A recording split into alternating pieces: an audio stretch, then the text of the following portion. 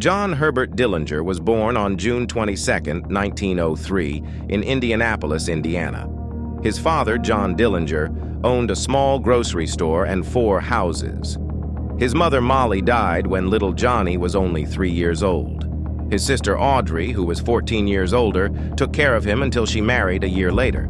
His father remarried when Johnny was 9. Johnny was constantly getting into trouble. He led a neighborhood gang and stole coal from railroad freight cars. Most neighbors did not know about Johnny's exploits and described him as a likable youngster who dressed neatly and was no more mischievous than any other boy. At 16, Dillinger dropped out of school and began working at a machine shop. At night, he always returned home late, creating tension with his father. In 1920, the senior Dillinger sold his property in Indianapolis to retire to a farm in Mooresville, Indiana. He was hoping that the country life would provide his son with a wholesome environment. Instead, Dillinger kept his job in Indianapolis by commuting 18 miles on his motorcycle. On September 6, 1924, Dillinger and his friend, Edgar Singleton, robbed a Mooresville grocer. Frank Morgan was returning home with the week's receipts when the 2 men assaulted him. Although Dillinger beat Morgan with a cloth-wrapped iron bolt, the grocer was not severely hurt. Dillinger was arrested.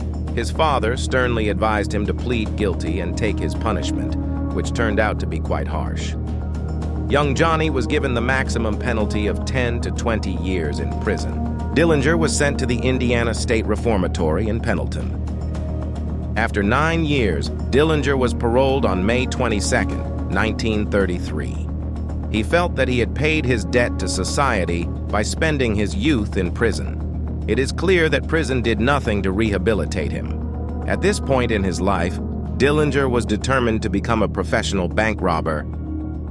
Using guns smuggled in by the newly freed Dillinger and by Harry Pierpont's girlfriend, Mary Kinder, 10 men escaped from the Indiana State Prison on September 22, 1933. Among them were Harry Pierpont, John Hamilton, Walter Dietrich, and Russell Clark, who formed the Dillinger Gang. They were joined by Homer Van Meter, who had been released on parole. 4 days before his friends escaped, Dillinger had been arrested in Dayton, Ohio. One of the gang's first missions was to free Dillinger, who was being held at the Allen County Jail in Lima, Ohio. In the process, Pierpont shot and killed Sheriff Jesse Sarber.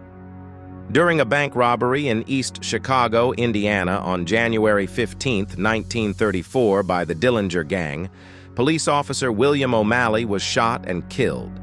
On January 25, 1934, Dillinger, Pierpont, Mackley, and Clark were arrested in Tucson. The latter 3 were extradited to Lima, Ohio. Dillinger was extradited to Indiana for the murder of Officer O'Malley. On March 3rd, Dillinger escaped by threatening guards with a wooden gun he claimed to have carved out of a washboard. He stole the sheriff's car and drove to Chicago. J. Edgar Hoover was ecstatic. Because driving a stolen vehicle across state lines was a federal crime, Dillinger was now eligible for federal pursuit. On his 31st birthday, June 22, 1934, Dillinger was declared America's first public enemy #1.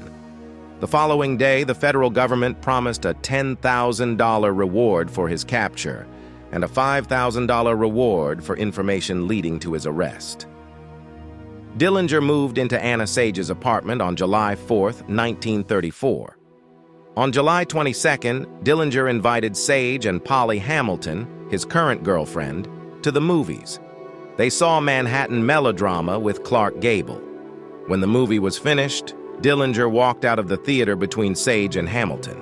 He had walked into an ambush. John Dillinger was shot twice and died instantly in the alley.